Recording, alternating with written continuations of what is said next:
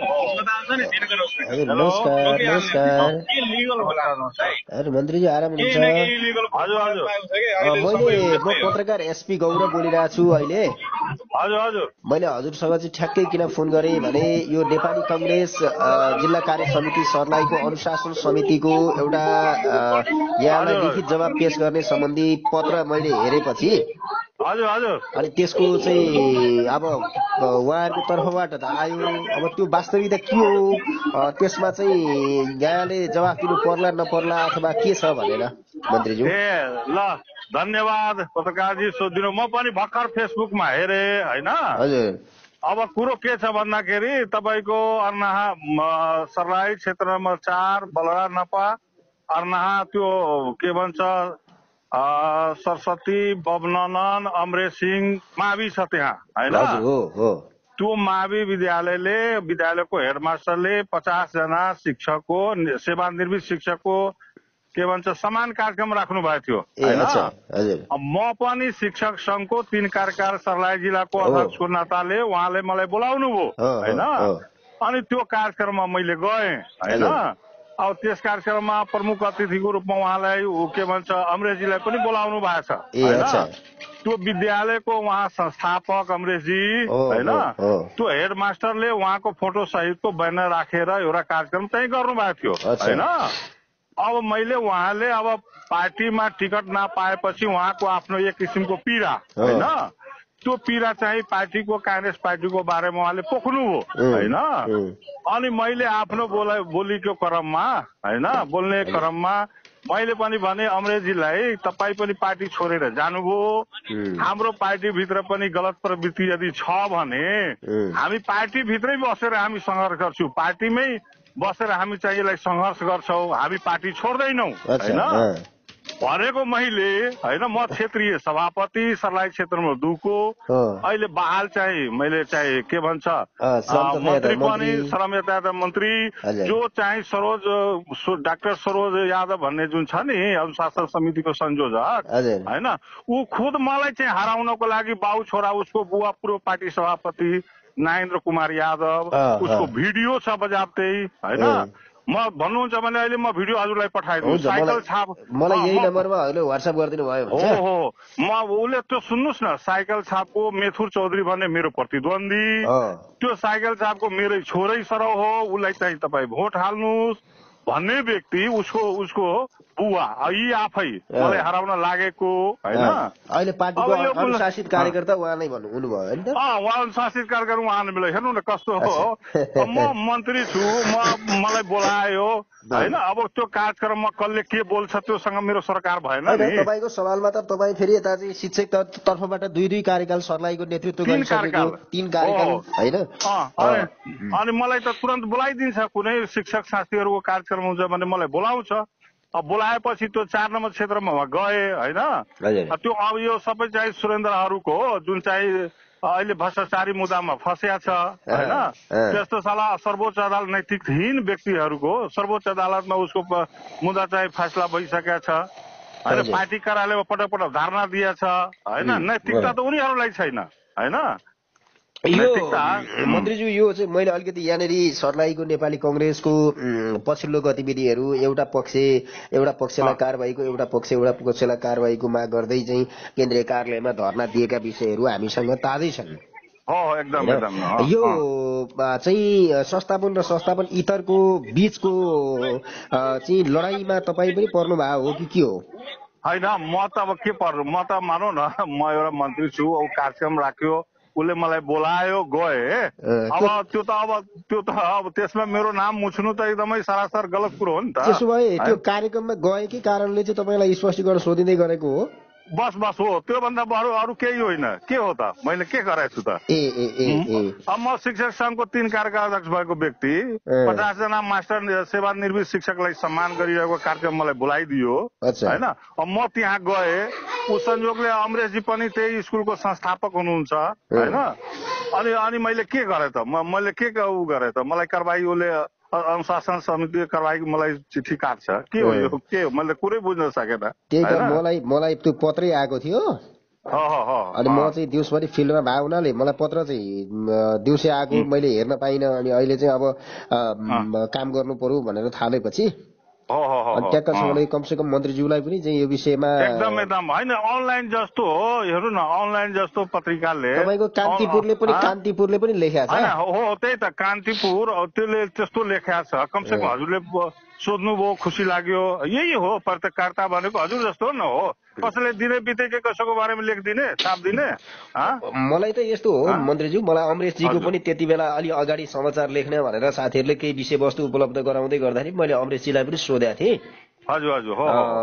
मान्यज्यू तपाईँको विषयमा यस्तो कुरा छ के हो भनेपछि चाहिँ उहाँको पनि प्रतिक्रिया हालेको थिएँ। मेरो चाहिँ के हुन्छ भने एबिसी भनेर भन्छौँ हामीले समाचार सम्प्रेषण गर्ने क्रममा हजुर हजुर होइन एबिसी चाहिँमा पुरा गर्ने हो अथवा चाहिँ सम्बन्धित आरोपित पक्ष वा पीडक पक्ष वा पीडितले गुनासो गरिसकेपछि पीडितका कुरा त आउने भइहाले पीडक पक्षका कुरा पनि समेट्नुपर्छ भन्ने चाहिँ मान्यता छ। त्यही अनुरूप पनि मैले हजुरको नम्बर थिएन मैले त्यहाँ हाम्रो त्यहाँ ऊ हुनुहुन्छ नि सूचना अधिकारी नीतिश भाइ होइन मन्त्रालयको ए अच्छा मन्त्रालयको हजुर हजुर सुनिलजीलाई चाहिँ भनेर मलाई मन्त्रीज्यूको र उहाँको सचिवालयको चाहिँ नम्बर चाहियो भनिसकेपछि हजुर हजुर अनि उहाँले ल म मेसेज गरिदिन्छु भन्नुभयो र मैले हजुरलाई सम्पर्क गरेँ। ठिक गर्नुभयो धन्यवाद। सुन्नु न हजुर अब तपाईँ कान्तिपुर जस्तो चाहिँ पत्रिकाले मलाई नसोधिकन मलाई खुसी लाग्यो हजुरले सोध्नुभयो एउटा विद्यालयले कार्यक्रम राखेको छ सेवानिवृत्त शिक्षकको सम्मान कार्यक्रम राखेको छ म त्यो कार्यक्रममा पुगेँ के मैले दोषी गरेँ के दोषी मैले गरेँ अनि त्यसमा अमरेशजीलाई बोलाएको छ ढिस्कुलाई कसलाई बोलाएको छ विभिन्न पार्टी एउटै मञ्चमा त विभिन्न पार्टीको मान्छेहरू बोलाउँछ कसलाई बोलायो भन्ने कुरा त आयोजकसँग निर्भर हुने कुरा हो बस हो होइन अब त्यसमा चाहिँ अब उही वरियताको हिसाबले चाहिँ को मान्छे आउला नआउला अथवा को जाला को नजाला भन्ने अर्को पाटो रहला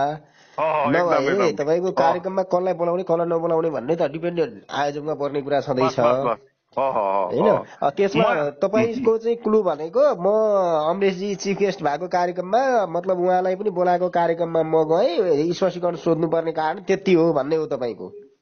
होइन होइन त्यो त अब उहाँहरूको मलाई के थाहा अब उहाँको लागि चिफ गेस्ट बनाउनु भएछ के गरौँ मलाई त बोलाउनु भयो मैले गएँ त्यहाँ जाँदाखेरि त्यहाँ उहाँले चाहिँ चिफ गेस्ट बनाएको थियो होइन म त पछि गएँ उहाँले बोल्दै गर्दै हुनुहुन्थ्यो लास्टतिर म गएँ होइन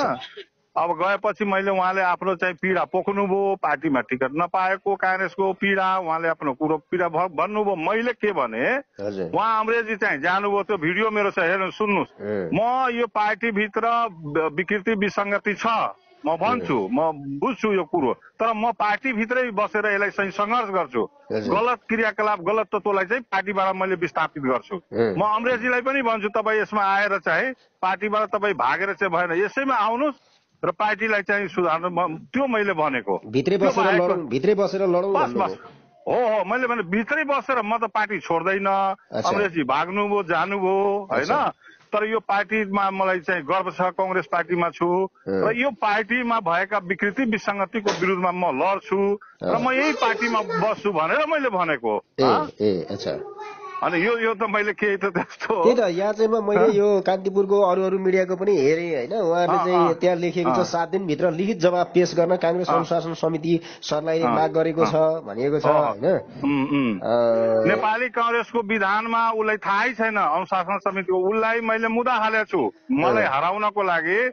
त्यो चाहिँ सरोज जुन अहिले अनुशासन समितिको संयोजक छ उपसभापति पनि हो जिल्लाको उहाँको बुवा पूर्व पार्टी सभापति नागेन्द्र कुमार राय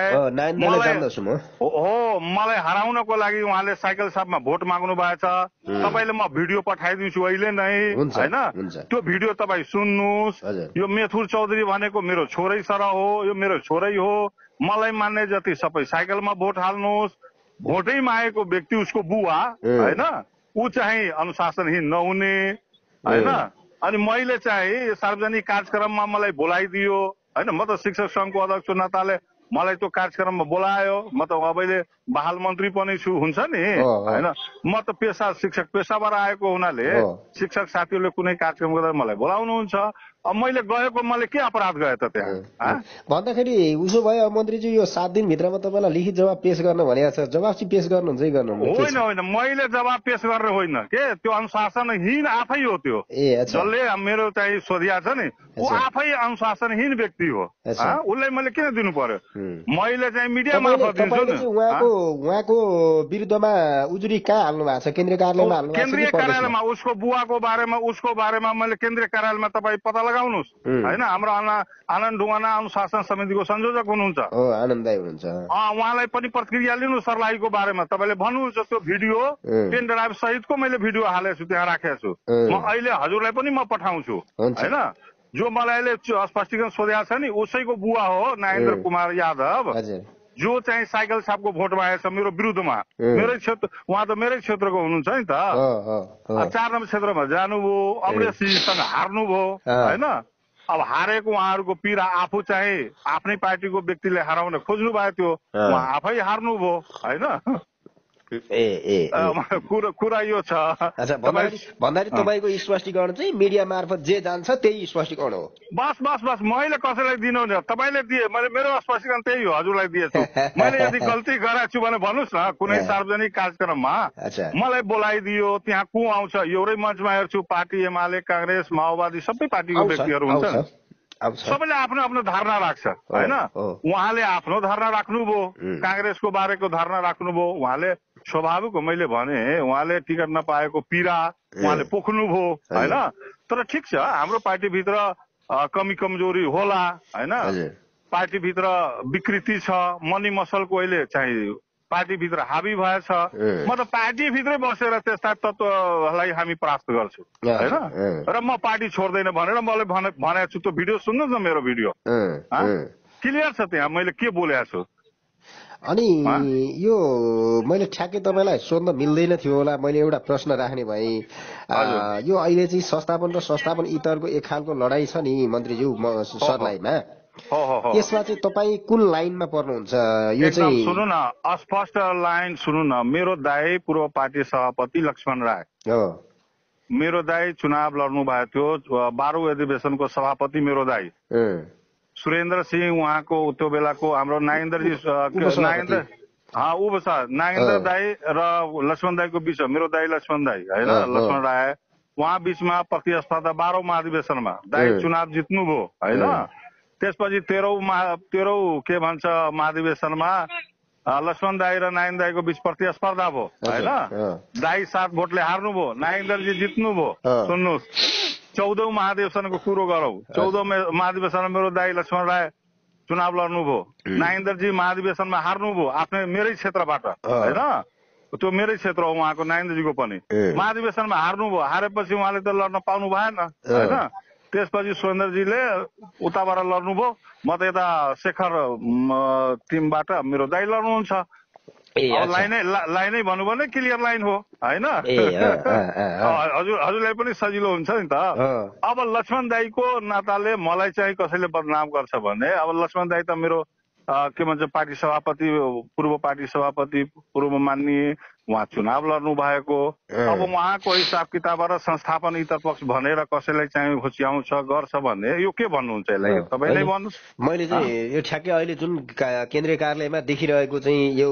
एउटा रमाइलो छ नि मन्त्रीज्यू मैले त्यही विषयलाई जोडेको हुँ हजुरसँग प्राप्त भएका चाहिँ ती विवरणहरू हामीलाई पनि उपलब्ध गराइदिनु होला प्लस त्यो जुन हजुरले चाहिँ केन्द्रीय अनुशासन आयोगमा चाहिँ डाक्टर सरोज कुमार यादवको विषयमा गर्नुभएको उजुरी छ भने त्यो पनि मलाई पठाइदिनु होला त्यो त मैले हेरेर अहिले उसको बुवाले भनेको तपाईको म अहिले नै पठाइदिए हुन्छ अनि बाँकी विषयमा पनि हामी निरन्तर चाहिँ सम्पर्कमै रहन्छौँ के रे मन्त्रीज्यू फोन यदि रिसिभ भएन भने पनि यो एउटा पत्रकार भाइले फोन गरे हो भनेर सम्झिनु होला ल एकदम होइन सम्झ मलाई खुसी लाग्यो हजुरले चाहिँ सोध्नुभयो तर अहिले हेर्छु यो कान्तिपुर जस्तो के भन्छ पत्रकारले यसरी चाहिँ लेख्नु मलाई धेरै दुःख लागेको छ कान्तिपुर भनेको एउटा चाहिँ हुन्छ नि मलाई धेरै साथीले फोन गर्नु